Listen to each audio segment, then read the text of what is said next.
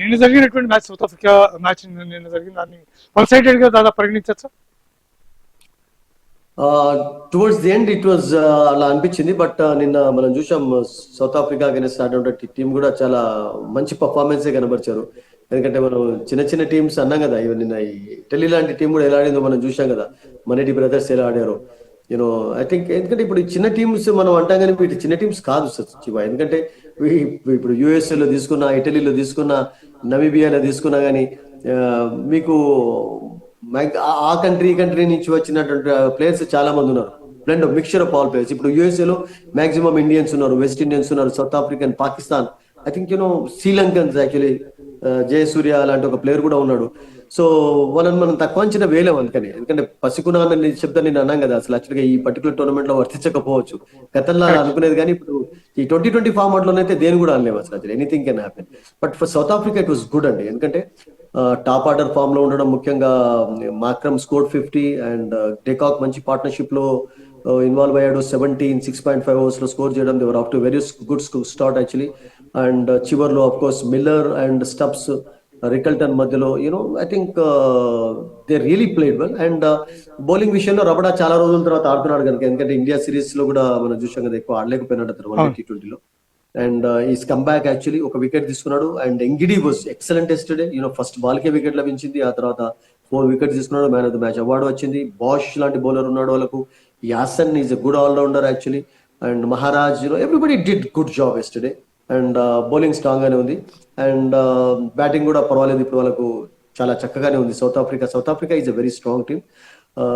Yeah, let's hope that group tough ఉంది. And next వాళ్ళకు అన్నిటికంటే టఫ్ మ్యాచ్ ఏంటంటే న్యూజిలాండ్ అగేన్స్ట్ ఒకటి టఫ్ మ్యాచ్ ఉంటుంది.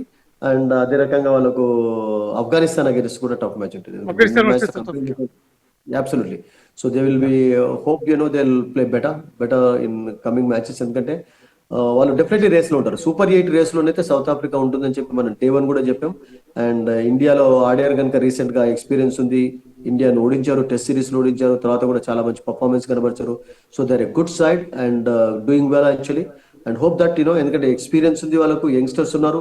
అండ్ బౌలింగ్ లో పేస్ డిపార్ట్మెంట్ లో చాలా బలం ఉంది వాళ్ళకు. యాసన్, బాష్, రబడా, తర్వాత ఎంగిడి, వీళ్ళు మామూలు బౌలర్స్ కాదు. అండ్ వాళ్ళకు స్టబ్స్ కూడా బౌలింగ్ చేయగలుగుతాడు, మిల్లర్ బౌలింగ్ చేస్తాడు. అంటే కొంచెం ఆప్షన్స్ కూడా ఉన్నాయి వాళ్ళకు. Markham, of course, the captain can bowl also. So they're a very good side and they were off to a very good start yesterday. చివర్లో లాస్ట్ కపుల్ ఆఫ్ ఓవర్స్ లో runs ఎక్కువ వచ్చే కనుక ఒక మంచి స్కోర్ చేయగలిగారు అండ్ ఒక మంచి విక్టరీ సాధించారు. So good start for them, no doubt about it.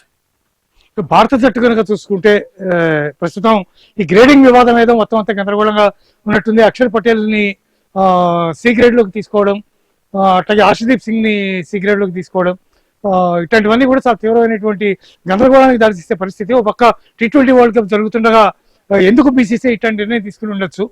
Axar Patel అన్ని ఫార్మాట్ లో కూడా ఆడుతున్నాడు, టెస్ట్ ఆడుతున్నాడు, వన్డే ఆడుతున్నాడు, T20 ఆడుతున్నాడు. విరాట్ కోహ్లీ, రోహిత్ శర్మ కూడా అటువంటిదే జలభించింది కదా, వాళ్ళిద్దరు B గ్రేడ్ లోకి వెళ్ళిపోయారు. Yeah, it's okay. I mean future, they are looking at future అండి. రియల్గా చెప్పాలంటే ఇంపార్టెంట్ ప్లేయర్స్ కన్సిస్టెన్సీ ఎవరైతే కనబరుస్తూ వచ్చారో, బికాస్ మీకు హర్షదీప్ టెస్ట్ లలో ఆడాడు కదా, హర్షదీప్ ను ఫ్యూచర్ లో మేబీ ఇంగ్లాండ్ ఆడుతున్నప్పుడు, ఎందుకంటే is different kind of bowler, swing bowling చేయగలుగుతాడు అంటేనే అతను ఆడిస్తారు, అప్పుడే ఆడిస్తుంటున్నారు. But otherwise main test bowler గా అతన్ని ఇంకా పరిగణించడం లేదు. మెయిన్ వన్డే బౌలర్ గా, T20 స్పెషలిస్ట్ గా హర్షదీప్ ఎక్కువగా ఆడుతున్నాడు. ఇప్పుడు బుమ్రా లాంటి బౌలరే వన్డేలో ఆడటం లేదు, T20 అండ్ టెస్ట్ మ్యాచెస్ లో ఆడుతున్నాడు. రియల్గా చెప్పానంటే, ఎందుకంటే అతనికి ఇంజరీ కన్సర్న్స్ ఉండడం తోటి. ఒక సిరాజ్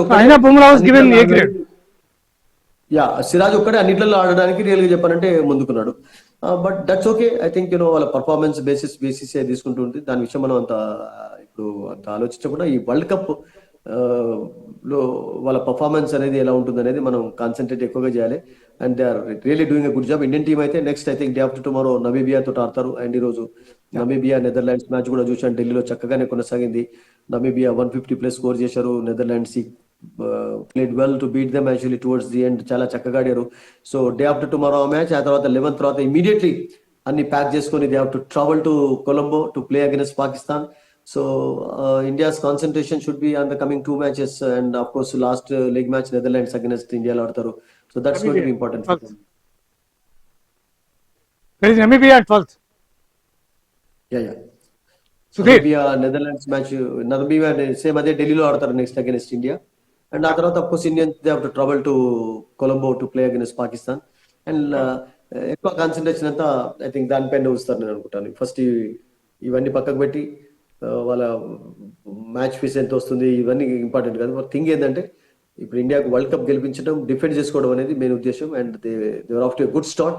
కొంచెం స్ట్రగుల్ అయినా కానీ USA against they played well on the match actually. And next 2 matches లో మరింత బెటర్ పర్ఫార్మెన్స్ కనబరచాలని మనందరం కూడా ఆశిద్దాం శివ. That's it.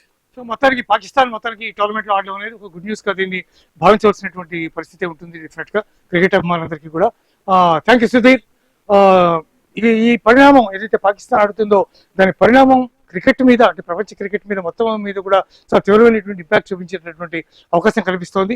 మరో వంక వరల్డ్ కప్ జరుగుతున్నటువంటి నేపథ్యంలో ఈ గ్రేడింగ్ వివాదం కొంత ఇబ్బంది పెడుతున్నప్పటికీ కూడా భారత ఆటగాళ్ళంతా దాన్ని మర్చిపోయి పూర్తిగా వాళ్ళు ఆట మీద కాన్సన్ట్రేట్ చేసి వాళ్ళందరూ కూడా విజయం సాధించాలని మనం అందరం కూడా కోరుకుందాం. ఖచ్చితంగా చూస్తూనే ఉండండి HM టీవీ.